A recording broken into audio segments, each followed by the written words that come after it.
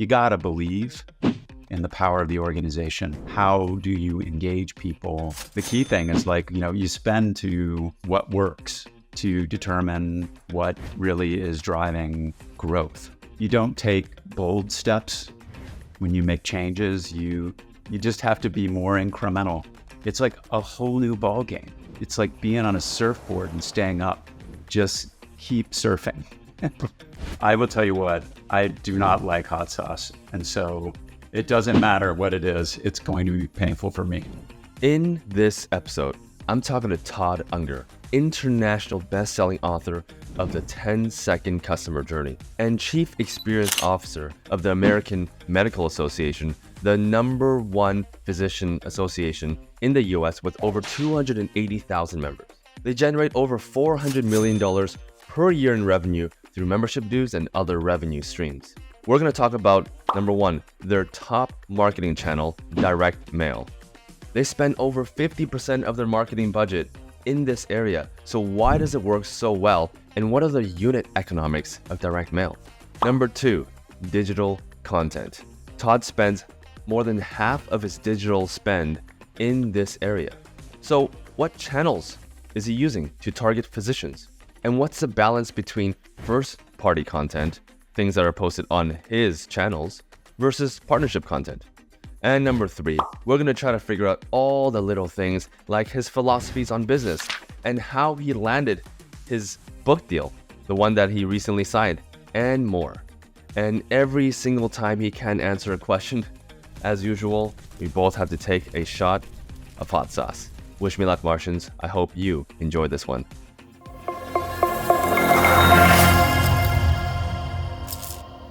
Hello, Martians. Welcome back to another episode of Marketing on Mars.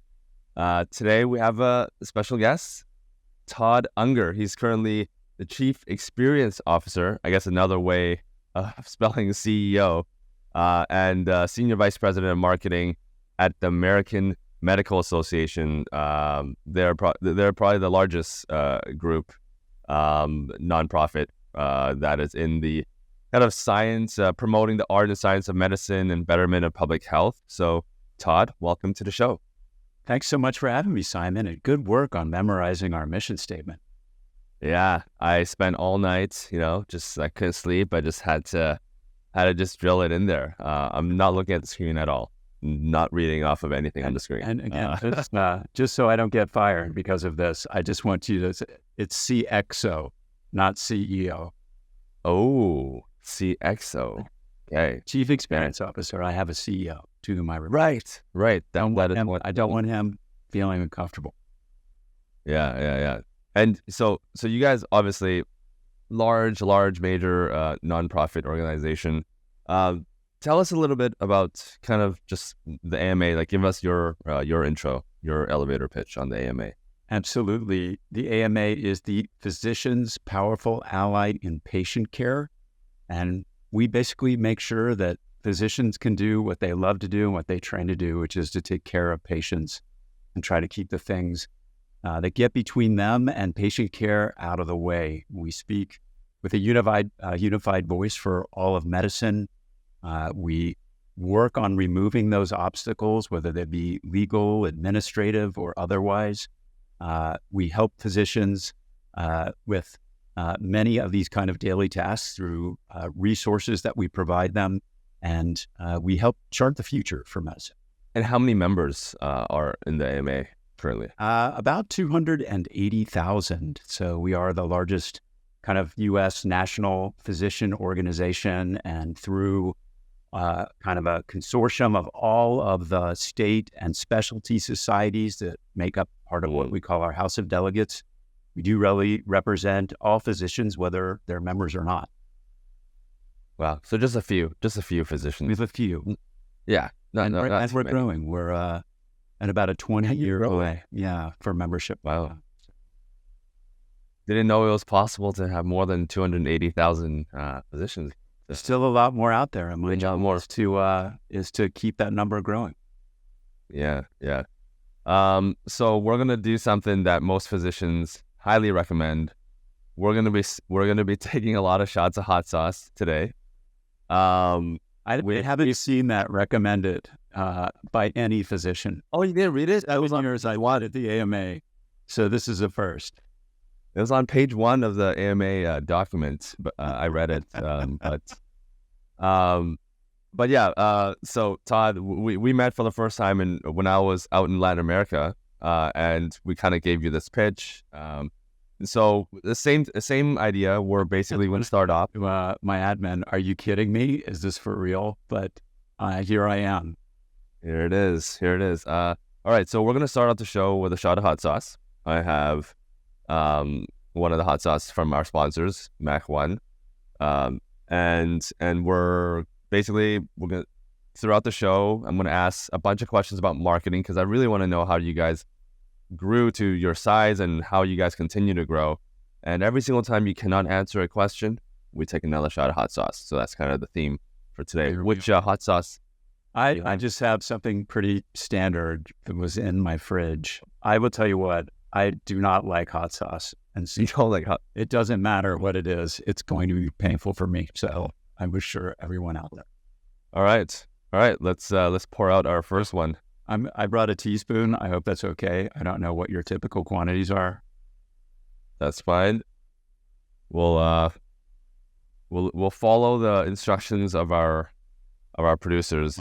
If it's too low, if it's too little, Your prescription. All right. Yeah. Cheers.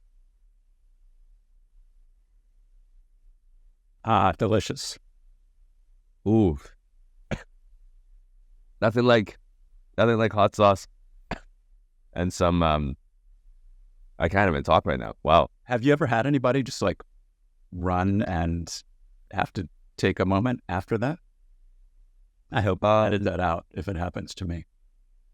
Yeah, we had a few pretty bad ones. Mostly it's mostly me. It's mostly me because my hot sauce. Why is it so spicy?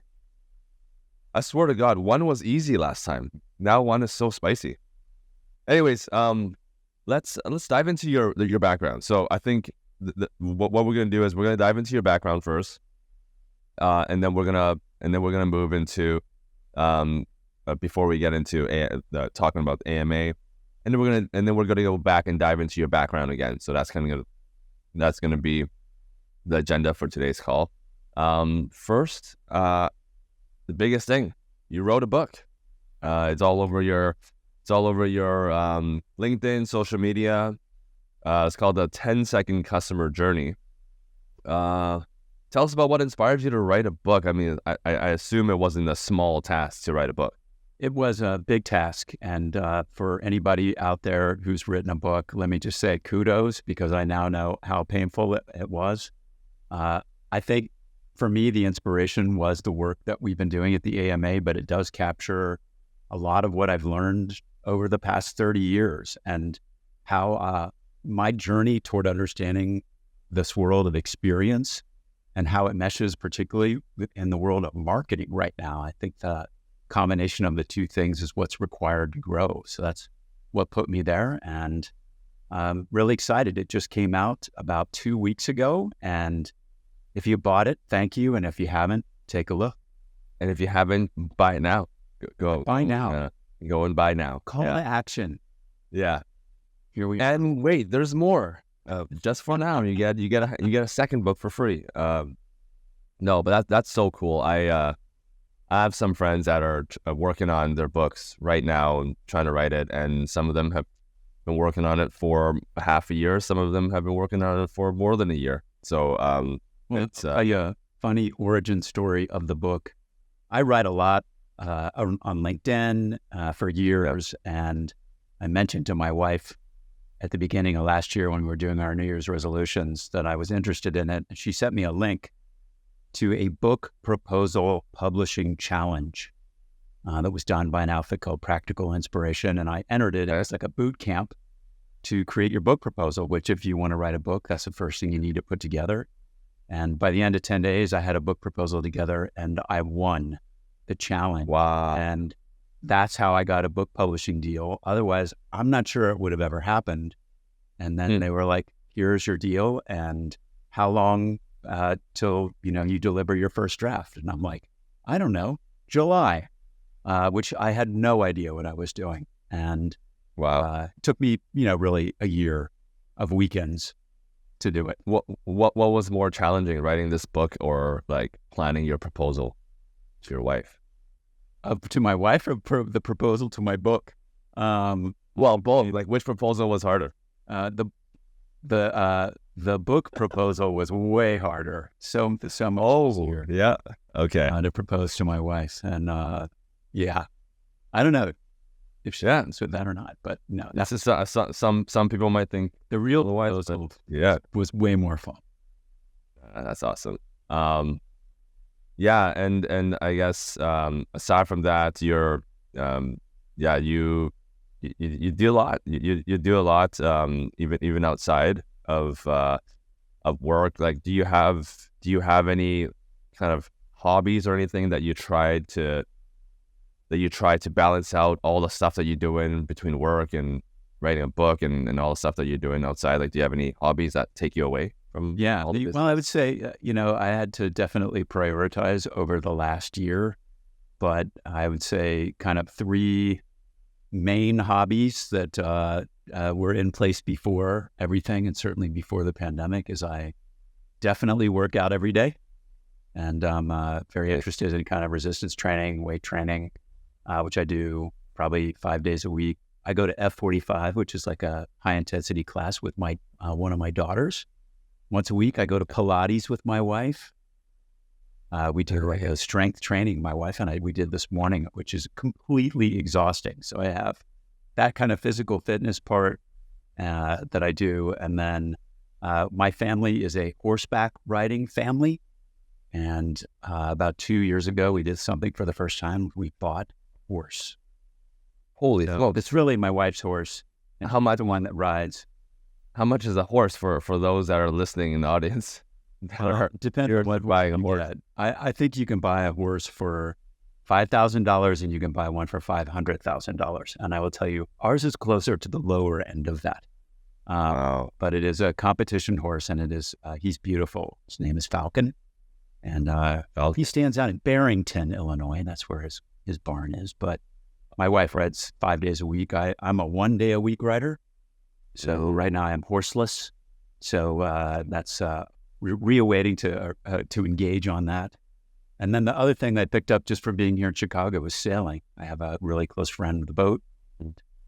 Started learning how to do that, which is scary for those of you who have never been on something more than just riding around on somebody's boat. It's not like a pleasure cruise. It is hard work. And when you're out there in a race with 15 other boats, and they're really close. So it's weird because it's not like driving a car.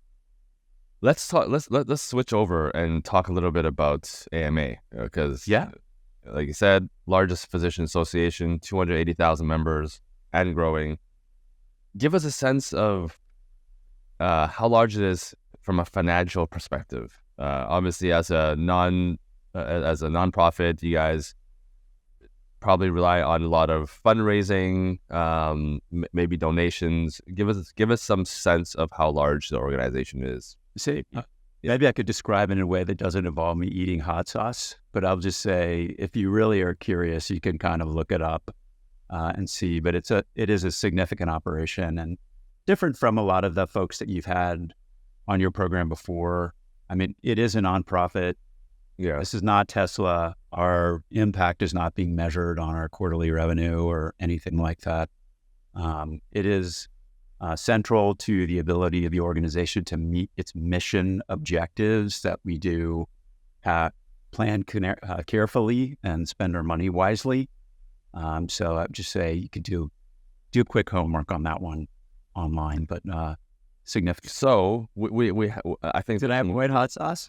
Well, the team did a little bit of work. What is that? Am I on hot sauce side? Yeah, okay. The team said that's a hot sauce. I shouldn't have asked. The team, before we do this, you already did it? I did it. Okay. Well, before I do it, we did a little bit of homework.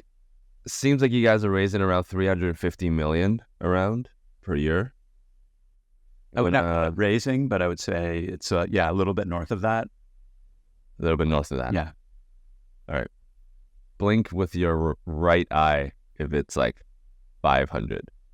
Blink with your left if it's I have already used the hot sauce, Simon. So stop stalling. Oh, Todd's like, I don't want to get fired. Just move on to the next question. Exactly. Are you a mind reader? Yeah. So obviously quite significant, and you're running all of the experience of do you also run the marketing as well? Is that a separate? Yes, you've already stumbled upon the most interesting part, which is this word experience in my title, Chief Experience Officer. But I do run marketing for the enterprise of AMA, and I'm responsible for membership from acquisition through retention and all our customer service operations, creative, digital publishing, social media, and a lot of the kind of member programs that we put together that keep our members engaged and obviously part of our policymaking. Okay. So let's dive into that a little bit. You talked a little bit about probably your biggest objective is to keep members engaged. How do you measure that? Like, is it just people that attend events, or? Yeah, I would say, just to kind of clarify that, my clearest metric is membership and membership growth. Membership growth. So the engagement part is a big part of the strategic part of how we do that. But I think, just to kind of make it the simplest, let's say this is an organization where, let's say, a small chunk of people are meeting in person, several times a year, involved in the policymaking process. But for the vast majority of our members, there are not live meetings. And so what I found when I started 7 years ago was that lack of engagement and kind of day-to-day experience with what the organization was doing led to kind of a lack of familiarity of the value proposition. And so for us, that meant we had to create a digital experience that was going to solve that problem. And that was done largely through content. And so that's been kind of our learning and journey for us over the past 7 years, is figuring out how to put that in place. I see. So you guys are creating a lot of content, and do you guys also do a lot of in-person stuff? So, back to what we were talking about before, we have 2 major live meetings a year. We just went through what we call our annual meeting, and that's where literally, you have, let's say, upwards to about 1,000 official delegates and alternate delegates for every state and specialty society. They come in and they have, basically, it's like a legislative session is kind of what it looks like. And they're creating health policy, and that health policy guides our advocacy efforts and has an impact across all of healthcare in terms of what the direction of the AMA is. And so, but that's this time, and then in November, we have another meeting kind of like it. But, while there may be other and smaller meetings throughout the course of the year, again, it's a relatively small portion of that 280,000 that are participating in that. And so the question is then, how do you engage people? How do you make sure that, when they get their solicitation in the mail or their ad to rejoin for the next year, that they reflect back and they say, this is something that's delivering value to me. This is something that's important to me, worth it to me, aligns with what I think they should be doing, aligns with my personal values, and therefore I'm gonna re-up. So if I'm a physician, imagine I'm a physician right now and I'm practicing in the US, what is the selling point to me, to a physician, to join the AMA? So it goes back to what our brand strategy is. We kind of talked about up front. But I'll just kind of boil it down. Like, do you know any physicians out there? I'll tell you, if you ever meet one, these are folks that, like, they're literally like genetically engineered to save people's lives. Like they truly have a calling, and they go to school for like 10 years or more, and training and fellowships, and literally hundreds of thousands of dollars in debt they come out of school with to be able to do what they love to do. And, you know, what they experience when they come out into the world is there are so many obstacles that stand in their way. Let's say, you know, they have a patient come in, and maybe the insurance company doesn't approve the treatment they recommend, or they can't get the prescription filled, or, you know, they're staring at their electronic health record and working 2 hours into the evening instead of being with their family and resting. They're just a myriad of these types of obstacles that get in the way of doing your job every day. It's very different than like for me or for anybody else out there that faces things like that. Yeah. And so at the end of the year, if they look out and they say, I am way better off with the work that the AMA is doing on behalf of me and my patients. This is worth being a member. I believe in the organization. I believe what they're doing, and I believe that they're effective at what they're doing. That's it. Now, we have other things that are more tangible in nature, and that comprise like a total basket of member benefits, but you got to believe in the power of the organization at the foundation. That makes a lot of sense. Now, because you're running all of these programs to, like you said, drive membership growth, so getting more members, but also doing things to engage the members currently. What is your budget looking like, you know, for such a large organization? Like, how much do you spend per month or per year in marketing? Do you have a budget? So again, I'll be a hot sauce answer because I won't be able to tell you exactly how much, but I'll finish first. We got the sign into that. A sign has been, I don't know, can everybody see the sign? It's been this my does. Okay. No, it's just you and I. Only you and I can see the signs. Yeah, just to be clear, like our the revenue of the organization is made up of like a whole bunch of different revenue streams, of which membership is just but one. And so that's how we think about our marketing budget and stuff like that. But we can talk kind of more about how it's laid out. But first, I'll let's do that. I'm going to stick with Mac 2. I don't know why Mac 1. Mac guys, if you guys are listening to this, we should swap 1 and 2. It's Mach. M-A-C-H? Yeah. You know, Mach. Like the Jets. Yeah, like the Jets. Yeah. It actually has a jet on the bottle. I think the key thing about us would be kind of like the way that we would have approached marketing before I got here and the way that we're looking at it now, just because we have a set of different objectives. I'd say in the kind of before me, it would be primarily direct mail and earned media, which is, you know, something happens, we would write a press release and then hope that it gets picked up in a major publication like the New York Times and that people would read it. Mm-hmm. And what I discovered shortly after coming here was that just left a lot of questions with people as to what the organization was doing, and just large scale absence of knowledge about the specifics of what we were doing on behalf of physicians and patients. And that's really the origin of the digital experience platform that we built out, which is, in my book, I talk about like the 6S storytelling platform, but it does include our site, and it does include streaming, search, social media, all about driving much larger audience. We went from about 4 million unique users a year in 2017 when I started to north of 30 now. And just, you can imagine how that transpired in the pandemic. So we're obviously attracting a much wider audience than physicians. Are about 1.5 million folks out there. So, you know, I'm not trying to be the New York Times or anything like that. We're trying to reach physicians, residents, medical school students as many times as possible through our different channels, including subscriptions, which is another S of our newsletter. So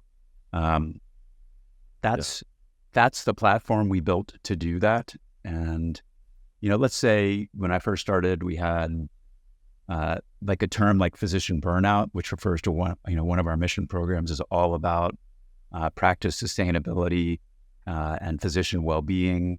And we looked at kind of where do we rank on physician burnout, and we were like page 7 bad. I mean, nowhere's wow. Yeah, and so now we're number 1 or number 2.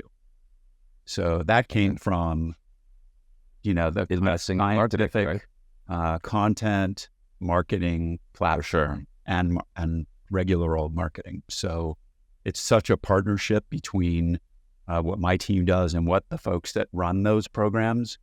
It's like, how do we come together to get the word out on what they're doing and to essentially broadcast their subject matter expertise.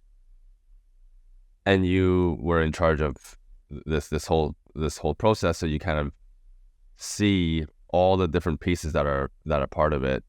So I want to dive into it sounds like there are 2 parts to your marketing, which is direct mail and digital, which encompasses everything else. Yes. Right. When you look at your current spend, what % of it goes towards direct mail for marketing, and what, like, all the efforts and everything that goes into that, and what % goes towards your digital effort? I'd say I was looking up how other people are spending, and it's pretty much in line with what you see today, which is roughly 50-50. Just kind of offline, online. I'm just going to put direct mail as offline. Okay. But in that regard, kind of 50-50. It's surprising for people out there. I mean, if you don't deal with direct mail, you might think like it feels antiquated, but in this day and age, it does work. And the key thing is you spend to what works. And so we've had now years of testing to determine what really is driving growth. And we continue to adapt to that. But that's basically the breakdown. Yeah. What goes behind direct mail? Just very interested, because that is, I think we've had 95 or something, 93 episodes. I don't know, team might correct, 94 episodes. And I think out of all the CMOs and CEOs that have joined the show, I think we've had less than amount of fingers I have. Wow. And I think I have 10 fingers. So like, what happens in your direct mail campaigns? Like, walk us through all the costs and what makes a successful campaign. Yeah, and it's as complicated as any kind of marketing platform, as you probably know, and has the same principles involved, which is like, you start with like, who are you trying to reach? And that becomes increasingly sophisticated, especially as you have like the digital tools to support that effort in terms of understanding how people are interacting with your direct mail and who's coming in and what, based on what piece. I think the key thing for direct mail, and it's something I learned early in my career, it's expensive. And so you have to make, there's a lot of risk involved. And so you don't take bold steps when you make changes. You basically test. Every campaign has a test, and you're trying to see if you can beat what you did in the other panel. And the issue with direct mail is it just takes a long time to figure that out. And it is a little bit unpredictable. We had one test where we actually hired kind of an outside firm to evaluate our direct mail and look for what we thought were kind of the successful elements of all the different campaigns that we were doing. And they kind of would pick and choose based on different kind of features. And we created what I call like the Frankenstein direct mail that had like, quote, the best elements of every one. And then we put that in a marketplace, and it didn't work. And so, you just have to be more incremental because the risk level and the lack of speed and the feedback loop is so slow. Just take forever. I mean, it's you could be months. Months. Yeah. So it takes a long time. The really important thing on the direct side, again, goes back to the targeting part of it, which is, who am I sending this to? How do I become more efficient in doing it?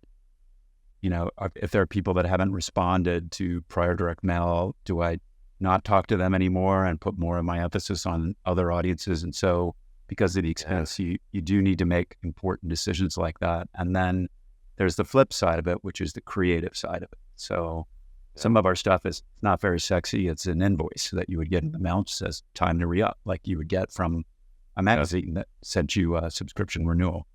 Other things are more creative, which is it's also a great channel to keep people up to date on what you're doing. And so it's very funny. We have like maybe you send a postcard style thing that has, a very clear message about something we're up to, and then a pretty, quick read on the back side. You get that in the mail, like you will look at it. Everybody kind of like think about the mail that you get, you kind of make that quick evaluation. And so if something arrives in your mail, it's telegraphic and relevant to you. All what we really need to do is not necessarily to have people absorb the details of it, but to be reassured that this particular topic or initiative that's very important to them, something that we're on and we're making progress on. And so there are different types of direct and different purposes for that. Yeah. I'm going to ask a question that might be a hot sauce question, but it's probably on the minds of most of the marketers that are listening. But, we think about our traditional way of targeting our audience, and it's always just social media or some kind of paid ad. And there's also always a cost attached to it, like some kind of CPC, cost per click or cost per acquisition. What is the cost to send one, like the full cost to send and deliver to your end target audience? Is there a cost attached to it? Like a per person cost of a piece of direct mail? Yeah. Is that even, do you look at that kind of thing? Oh yeah. I mean, of course. I say I don't even know what the answer is. This is not a refusal, but it differs dramatically by what you're trying to do.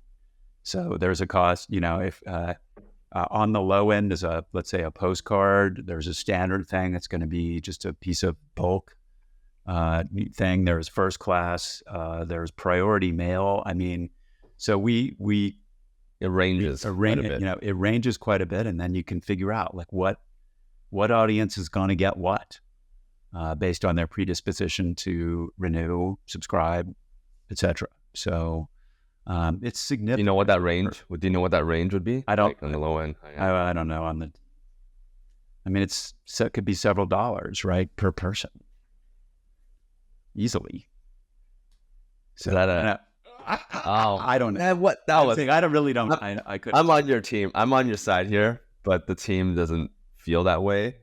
Oh, good. Oh, good. Good Lord. Yeah, these. All right. Just. I like how the hot sauce was like slowly creeping up from the screen too. Here we go. So we're just like seeing the. All right. This is really thick stuff, guys. Like it's not coming out. Oh. I'm just gonna do this for now. This was the one that killed me in the last episode, but I did a way bigger spoon, so this is just half. So like I'm just gonna work through this. I'm sorry that you get subjected to this too, but I do feel better about it. Yeah, it's spicy. It is spicy. It is brutal. But I'd say the last one was the more interesting side is the digital side. I think that's the newer part of it, and yeah, it's fun. I'd say like if you're a digital marketer, you have to be a kind of person that likes to see, whatever it is, the dashboard, the register, whatever it is. You're the kind of person that has your finger on the enter button and you're just like reload. How many users did I get? How many people are going into the pipe? It's that excitement, and it's immediate, and you can run your tests pretty fast based on the volume of people that are coming in. I've done that, and that's where a lot of our experimentation is taking place. I'm sorry, Todd. I can't feel excited about anything right now. I'm still so sorry.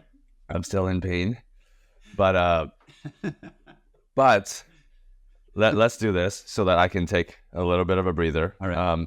So we just talked about the direct mail side, about 50% of your guys' spend, and and then digital is the other 50%. You want to walk us through, like, when you think digital, what are the buckets that you're spending money on right now? Yeah. Maybe we'll start there and then we'll dive into each one. Yeah. So, mainly, let's say it's the typical portfolio of digital marketing. So you have search, which is, let's say, like basically where everything from like branded keywords to kind of key topics for us. So I use that example of physician burnout before. Then there would be our social advertising spending. And we definitely look at, I'm not trying to reach everybody out there. Definitely utilize things like custom audiences because we want to communicate only with physicians, students, residents. And so that's generally the approach that we're using, let's say via Meta or something like that. There's other kind of digital stuff like through Google that we'll do, and then less frequently kind of straight on digital ads. And then there is kind of more of a B2B component. We have some where we're trying to get people to raise their hands and say, yes, I'm interested in your physician well-being program. And we generate leads for, so to speak, for our mission teams to get them interacting with potential customers out there as well. So when you say B2B component, are you saying like partnering up with other businesses that are in similar verticals, or are you saying something else? I should just say it's more like, I'll call it institutional marketing. I shouldn't even use, because probably not appropriate, but let's say there are health systems, medical schools, residency institutions that fall outside of like individuals. Right. And then you work on a campaign to market towards their audience. So let's say to reach chief wellness officers at a health system that would have an interest in our physician well-being program, or people in health systems that would have an interest in our blood pressure program. So that's kind of what we're looking for as well. I see. And if you were to like,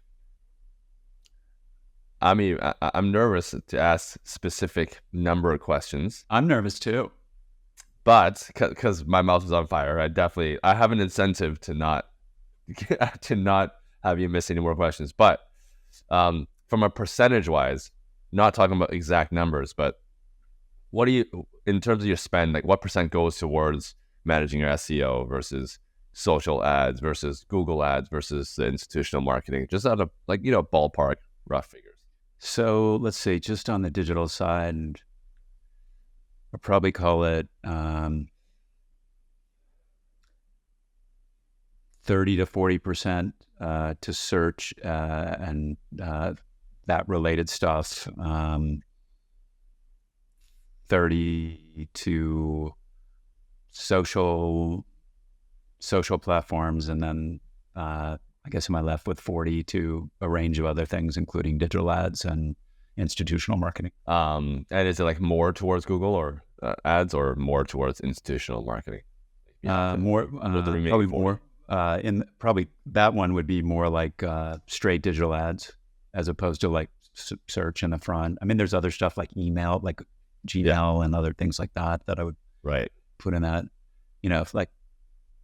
If only more people searched for the term AMA, my life would be better. I mean, they do, but not looking specifically for the American Medical Association. Maybe it's like, all those AMAs that ask me anything, that trend. I don't think they're looking for that, but they're not looking for that. Marketing Association. But I think, that as well. They type in AMA, they will. I think there are a lot of AMAs. Yeah. There's also like the Alberta Motor Association, like Alberta Medical Association. There's a little confusion between the many AMAs, and then also maybe some people are mistyping Amazon, just typing AMA without the Zon. Who knows? I don't want to pay for them. Who knows? Yeah, you don't want to pay for those. Don't click on me. Don't click. That's what you're looking for. Yeah. Okay. Pretty broad question, but what do you think has been, like, out of all the marketing that you've done, What do you think is the most effective in reaching physicians? You've done many different types, many different campaigns. Like what do you think is the most effective? I think number one has been content marketing by far, just by the sheer numbers of folks that come through that we know are seeing what we're putting out there, and that we can see through kind of our funnel. That's just the number one thing. And what do you think is your strongest channel in reach? Like many different channels to create content.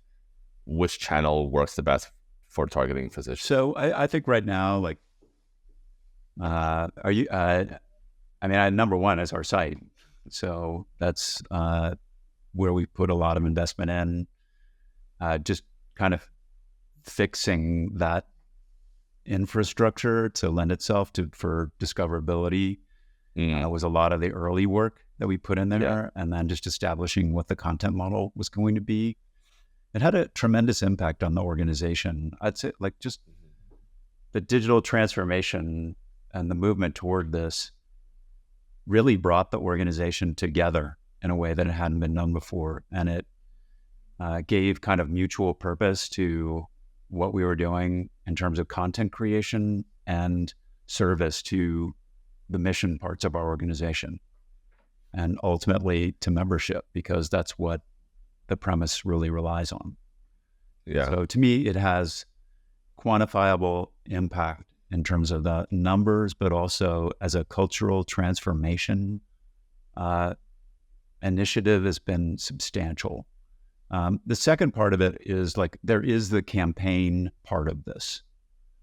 And so what I found when I started was we didn't really have a membership campaign per se. Like, we had a lot of stuff going out, but we had that diagnosis of not knowing what the AMA was doing. And we put in place our first campaign called Membership Moves Medicine. And we began to do something that hadn't been done before, which is featuring our actual members, telling other people about what they were getting out of their membership and how it was advancing medicine. And then this thing came along called the pandemic, which really changed the pandemic.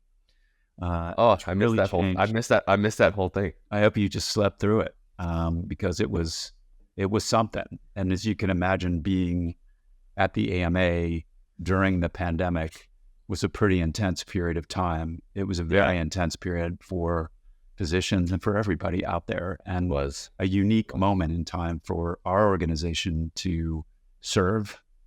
And it meant serving both physicians and patients in that regard. But we really changed. Like, the strategy doesn't change, but the way that we support it really changed. And I would say it was the instigation for development of other content channels, namely video and podcasting. And so I started from my bedroom, what we called at that time the AMA COVID update, which was a daily conversation with a physician or physicians, healthcare leaders, you name it, about what was happening there and keeping people up to speed. And that eventually became the AMA update, where, literally every day I talked to some physician, some healthcare leader, somebody important in medical education, you name it. And then that becomes a podcast, that becomes a transcript, that becomes video on YouTube, that becomes an article. And then all of a sudden, it's really changed kind of what we're doing. We have a in-house studio now, and our video capabilities they just changed so dramatically as a result. And so when it came time to put other campaigns together, that we had all of the new kind of skill sets in place to be able to do that. And you guys still today create content. Like I see on you guys' YouTube channel, 38,000 subscribers. You're still creating content even today. I mean, we're 800 plus episodes into the AMA update. Yeah. I just gave. Do you guys do hot sauce on there? There is no hot sauce. It's just shocking. That is shocking. Innovation. That is shocking. Our AMA update. But no hot sauce. How can we do that? But let me just tell you, I'm a lot better at episode 830 than I was at episode 8. So Totally. I can't even go back and watch those. So Totally. Can you? Like when I go back to my first, I've done 200, I think 210 episodes now, between two podcasts. The first, unbearable. I can't watch yeah, it. they're painful. And Painful. I've learned a lot of important lessons.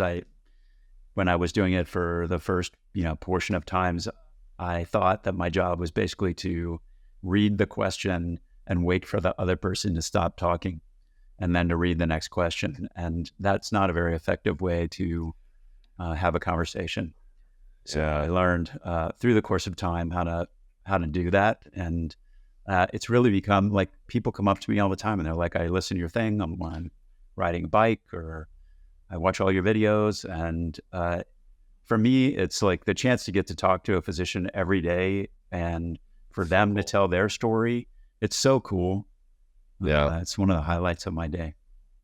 If you were to say, your top social media channel, YouTube, TikTok, Instagram, like what's the top channel for you guys? I know right it's now? still, it's probably still Facebook, believe it or not. I know. I mean, they've kind of gone up and down, like, so the meta platforms, and they're different audiences. And so I would say like our Instagram following is much younger and much more oriented toward like the student and resident audience. Yeah. Facebook still, it's probably not where it was 5 years ago.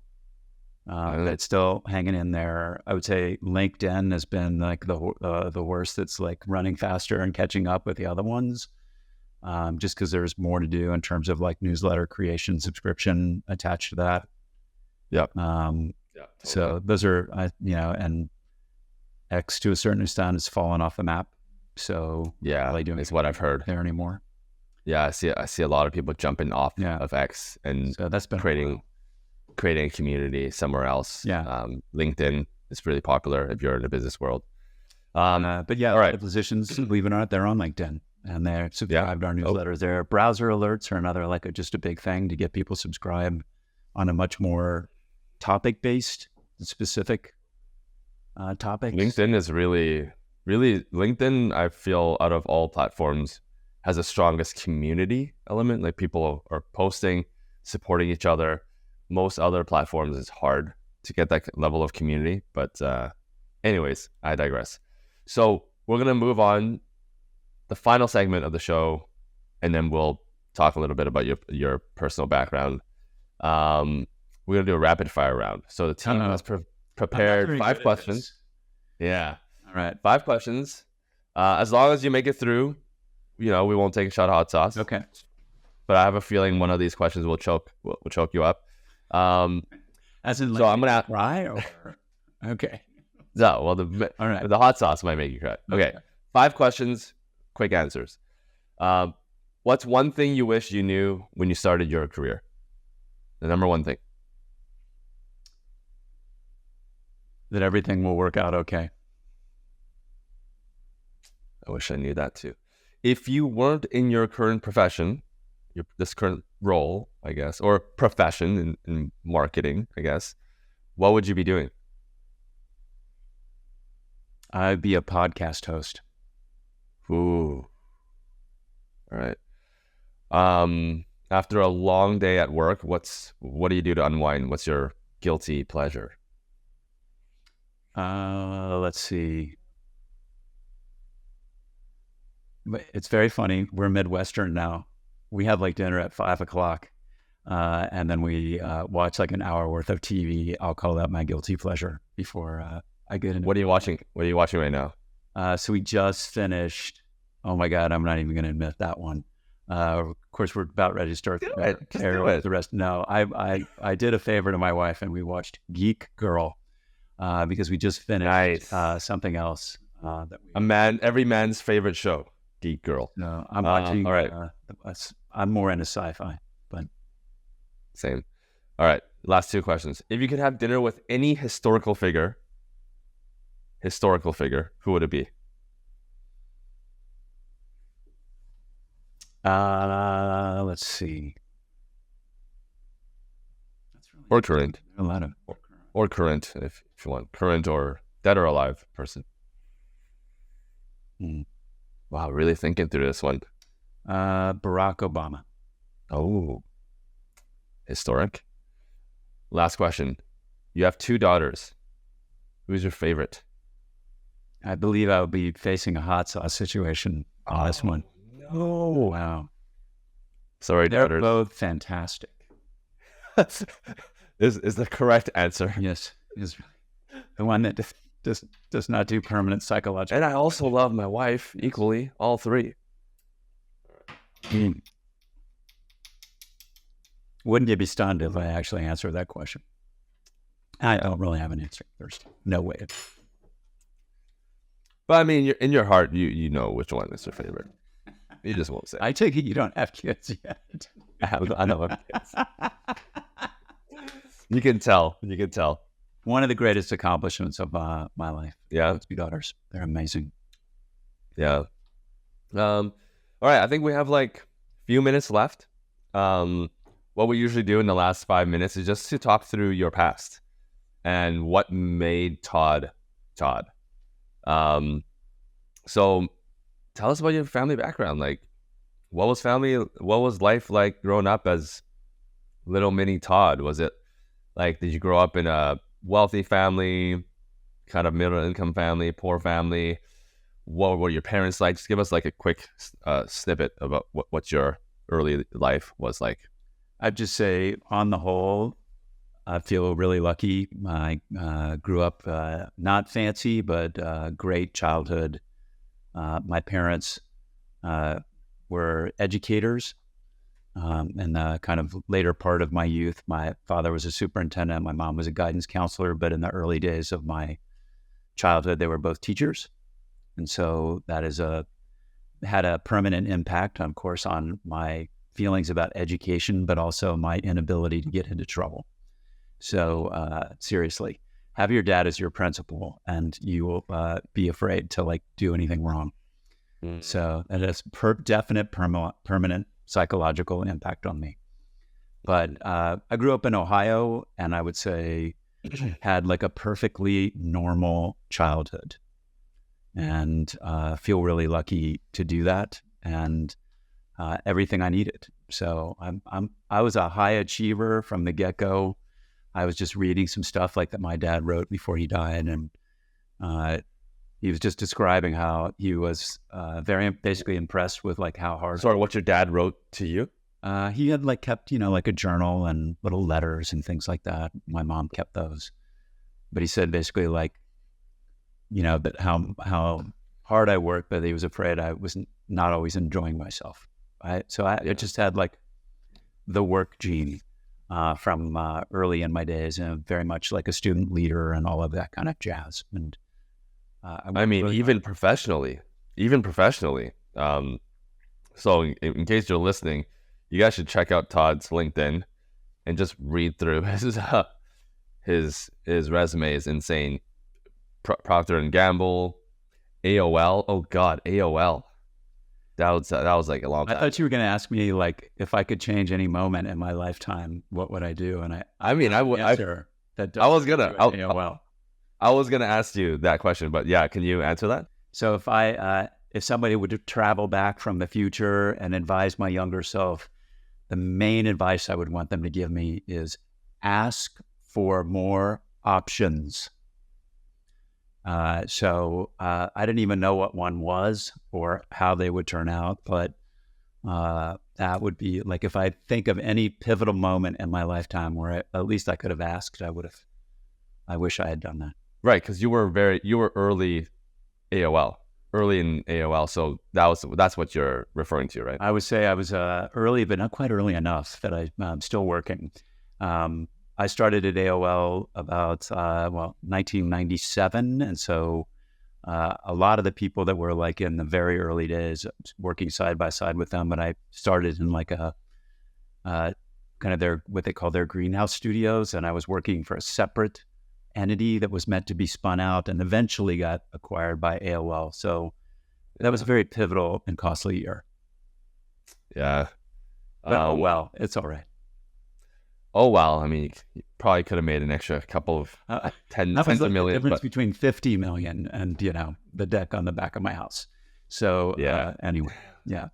that's wild.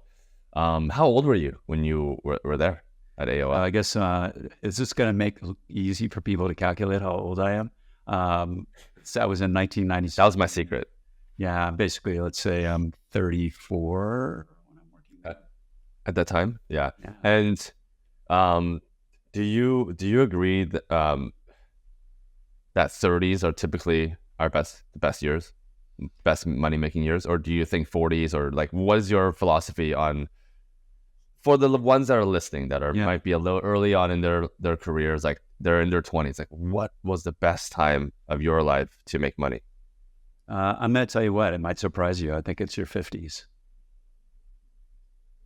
So, I mean, for me, 30s, I made a big shift, and I think you're still early enough in your career and your life to be able to do that. I took a leap out of advertising into kind of the digital world. I would suggest like that you do keep your antenna up for these major shifts on technology that open up new career things. And so I did restart, and things have been kind of up and down over the course of that kind of digital career. But Yeah. maybe I'm a late bloomer, and maybe but I think where the 50s kicked in is where things really came together for me. Wow. Incredible. So yeah, it's like kids. Every age is good, and it's really good when they're adults. So It's about what you do with it, right? yeah, it's really fun. So yeah, I don't know. I think for people that are, if you're an investment banker or whatever, that's a different story than it is maybe for me. But especially for folks listening to this, like one of the things I talk about in the book is just like wave after wave of technology. Like you can't remember like before the internet or before mobile or before social advertising, before all of these things. Every time there's a change like that, it's like a whole new ball game, and you just have to. It's like being on a surfboard and staying up. Just keep surfing. So Just keep surfing. I love that. Yeah. Keep surfing. All right. Well, this has been such a good episode. So many things that we learned from you and your past, and through obviously your time at AMA, and I think our listeners also agree. Before we jump out, anything that you want to share about AMA or personally your book or whatever, anything you want to say or impart for the rest of the people that are listening? I'd just say, to your point earlier, every day I get up, I'm so excited to go to work.